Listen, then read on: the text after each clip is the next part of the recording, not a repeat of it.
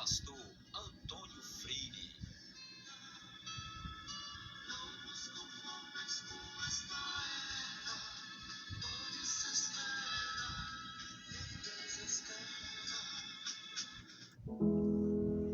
Meus queridos irmãos, a paz do Senhor, bom dia! Graças a nosso Deus, estamos de volta. Vamos meditar na palavra do Senhor e na nossa necessidade de equilíbrio, graça, sabedoria, paciência.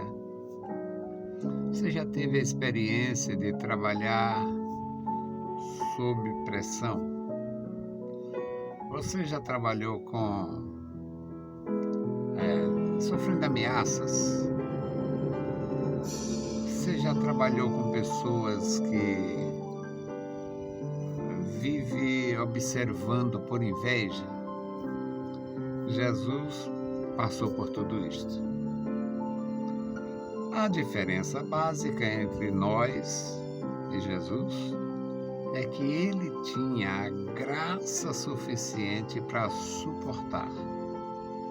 Além da prudência, que é comum aos filhos de Deus, ele tinha a natureza divina. Mas você e eu, a gente não tem esta natureza, ou aquela natureza, a natureza de Jesus. Então nós precisamos fazer um esforço maior ainda para resistir pressões, opressões, oposições, acusações e não desistir. Vamos para a palavra. Lucas capítulo 13, versículos 31 a 35.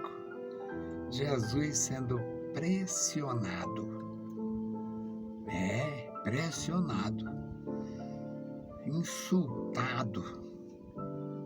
Então vamos ler e aprender juntos. Lucas 13, 31. Naquele mesmo dia chegaram uns fariseus dizendo-lhe: sai, retira-te daqui, porque Herodes quer te matar.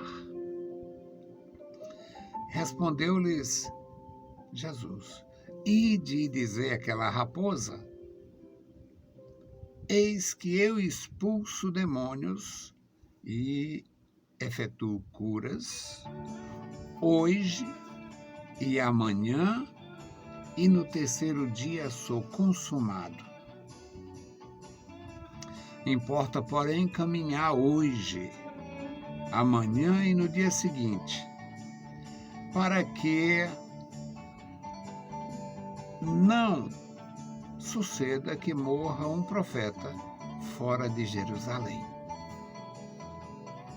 Jerusalém, Jerusalém, que mata os profetas e apedrejas os que são enviados a ti.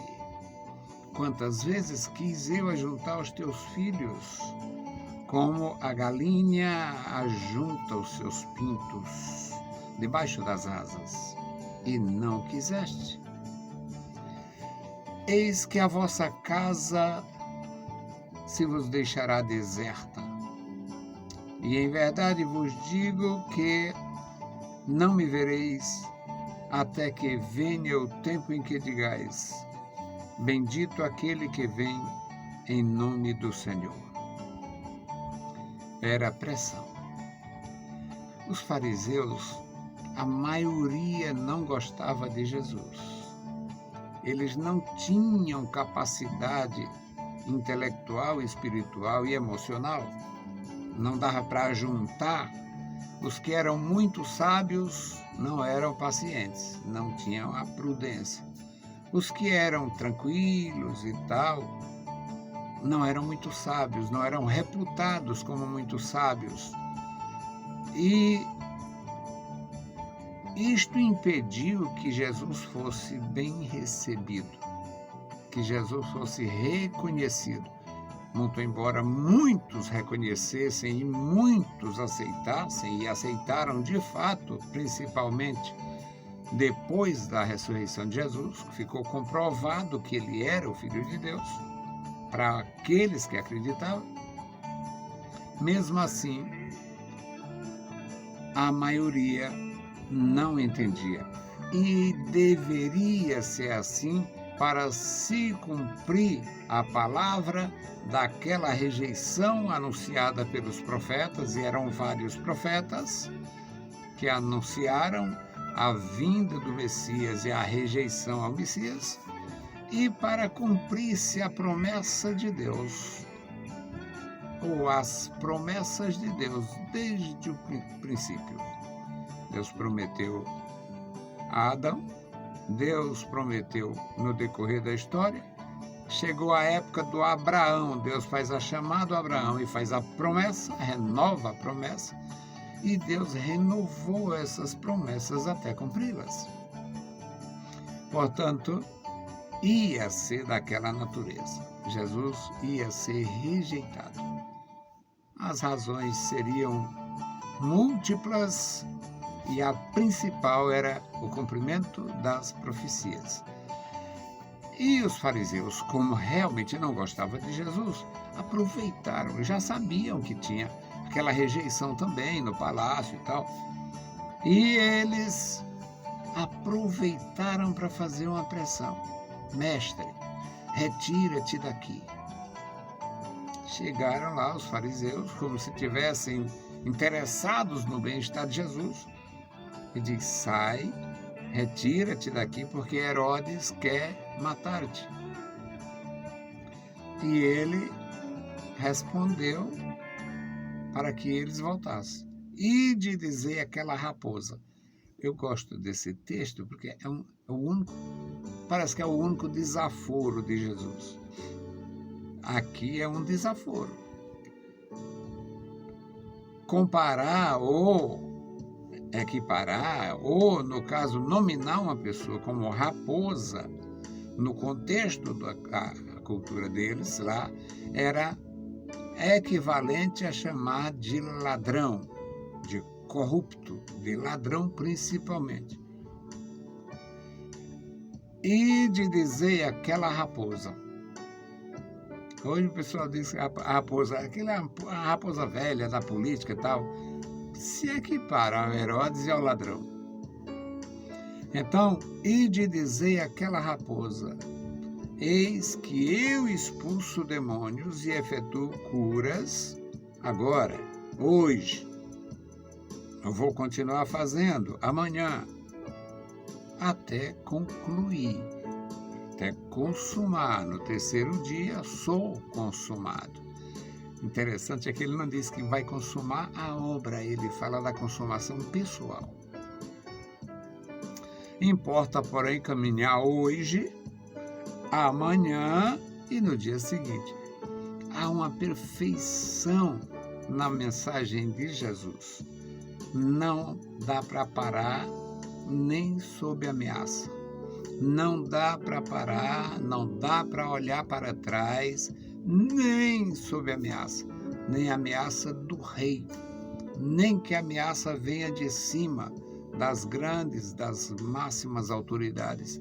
Quando a autoridade é corrompida, ela de fato não vai aceitar a mensagem, mas isso não pode interromper a anunciação. E Jesus diz, ou fala da sua disposição. Importa, porém, caminhar hoje, amanhã e no dia seguinte, para que não suceda que morra um profeta fora de Jerusalém. Estou indo para Jerusalém sem preocupação com Herodes. Aí ele faz a lamentação sobre Jerusalém. Jerusalém, Jerusalém, que matas os profetas, que apedreja os profetas que são enviados a ti. Quantas vezes eu quis ajudar, eu quis ajuntar os teus filhos, como a galinha faz com seus pintos, Como a galinha junta, agasalha, esconde, protege os seus pintos debaixo das asas. Por que não quiseste, Jerusalém? Não quiseste. Eis que a vossa casa ficará deserta. Meus queridos irmãos, a palavra do nosso Senhor, ela tem peso eterno. No ano 70, o templo foi derrubado pelo general Tito.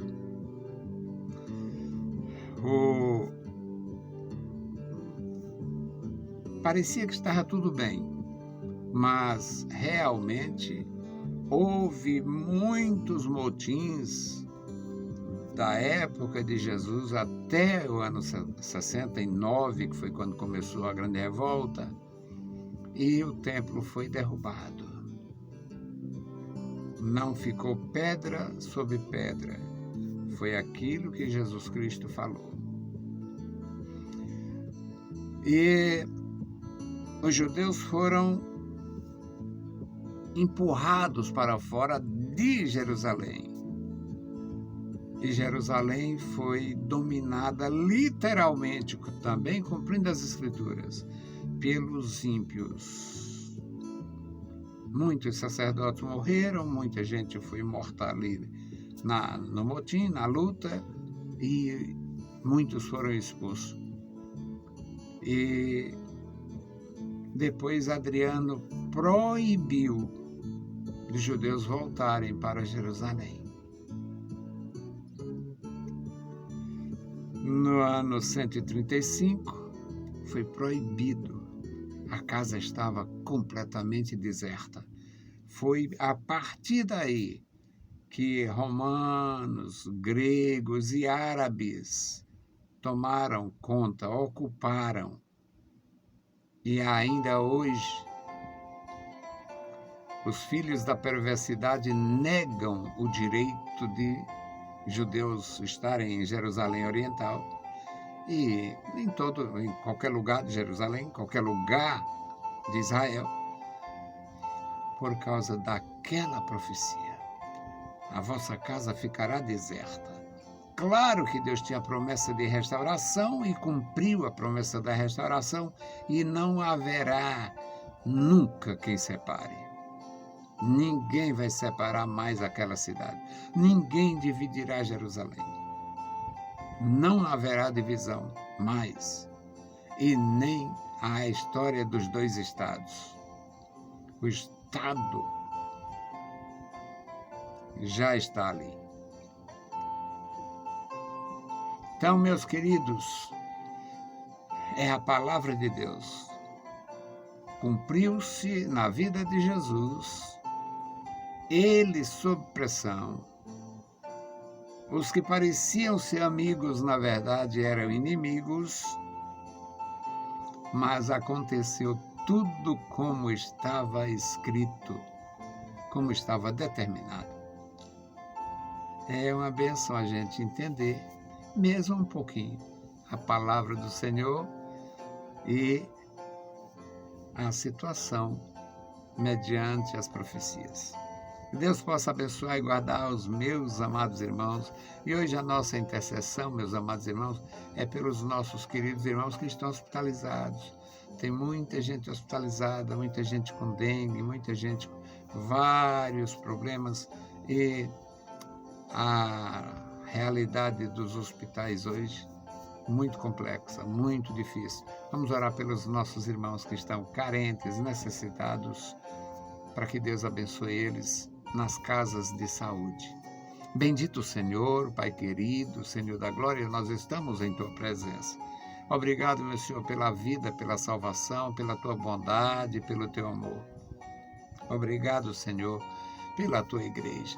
Te louvamos, Pai, eu te agradeço profundamente, ó Deus, pela Tua igreja. Te louvo, Senhor, pela Tua bondade para conosco, nos colocando na Tua igreja, Senhor, como ajudadores, como liderança, Senhor, como aqueles, Pai, que pode e sabe e quer estender as mãos àqueles que estão necessitados da palavra, necessitados de ajuda, necessitados do conselho, Ó Senhor, abençoa os meus irmãos, dá graça e vitória a cada um. Os que estão hospitalizados, meu Senhor, socorre. Usa, meu Senhor, de piedade, meu Senhor, usando os médicos, usando os profissionais de saúde de modo geral, meu Senhor, dando graça aos teus servos, ajudando, Senhor, em suas necessidades e fragilidades. Deus fiel, Deus misericordioso e bondoso, guarda cada vida, a tua igreja, cada família, cada servo teu. Em nome de Jesus Cristo, nós te pedimos. Amém. Meus queridos irmãos, a paz do Senhor e bom dia!